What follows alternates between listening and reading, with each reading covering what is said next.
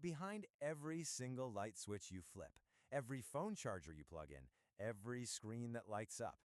Well, there's a hidden world. It's an invisible, continent-spanning machine, and it's working in perfect sync every single second of the day, just for you.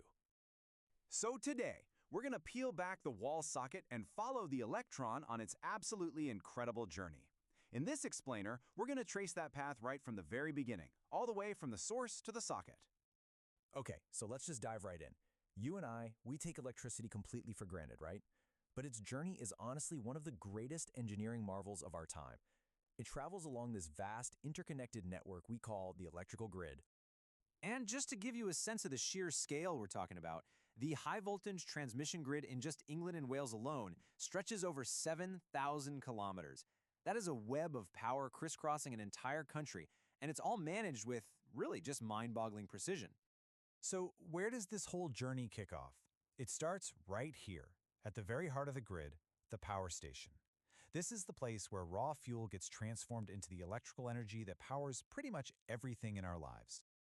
And at the core of a lot of these power stations, you'll find a machine like this, a gas turbine. The easiest way to think about it is like a jet engine that's been bolted to the ground.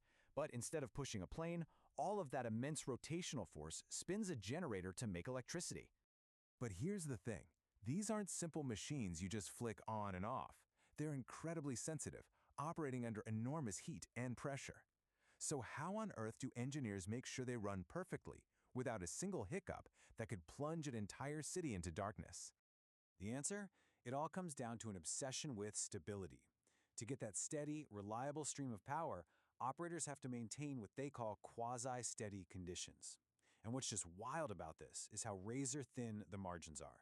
I mean, look at this. Over a 10-minute period, the firing temperature can't move more than 5 degrees. The fuel flow can only vary by 2%. It's a constant high-wire act. And this is where it gets really intense. Engineers are basically walking a tightrope.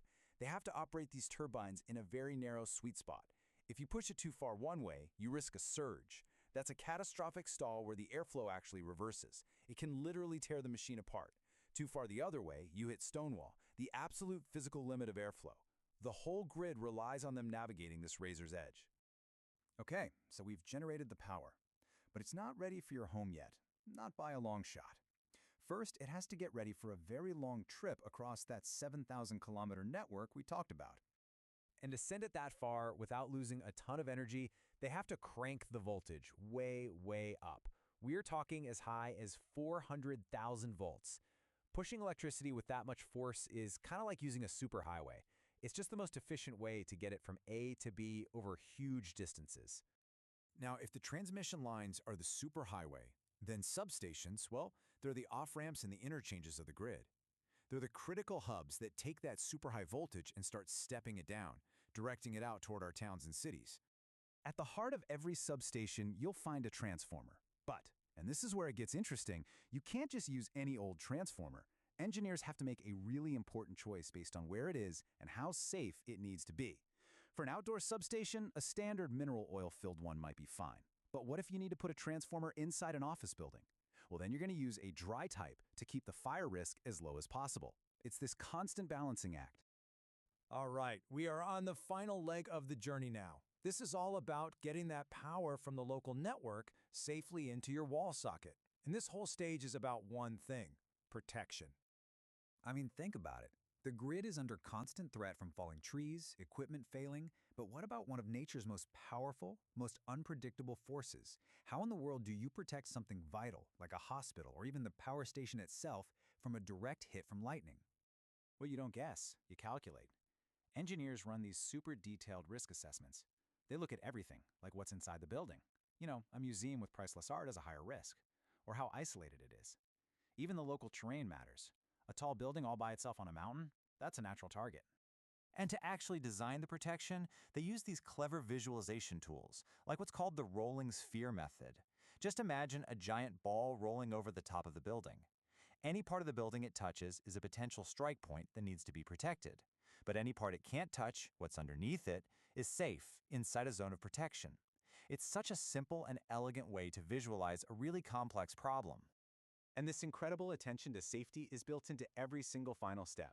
The high-voltage cables coming to a building are buried deep, with bright marker tape laid above them to warn anyone who might dig there in the future. And once inside, power cables are kept separate from things like data and security lines, all organized neatly to keep everything working safely and reliably. So let's just pull back for a second and think about what we've seen. From the raw brute force of a gas turbine to the silent, intelligent systems that protect our homes, this entire network is just a symphony of precision engineering. You know, I think these two images sum up the whole journey perfectly. On the left, you've got the complex thermodynamics of actually creating the power. And on the right, you have the electronic brain of a protective relay, the thing that detects a fault and shuts it down in milliseconds. It's the alpha and the omega of the entire grid. But what's really fascinating is that for all of this incredible mind-bending complexity, the guiding principle is often simplicity. Because when you have a system this huge and this important, the most reliable design is the one that minimizes the chances for error. It's all about making sure the lights stay on no matter what. So the next time you plug in your phone, maybe just for a second, think about the invisible engineering that made it all possible. This silent, tireless network truly is the unsung hero of our modern world, an amazing testament to human ingenuity working flawlessly all the way from source to socket.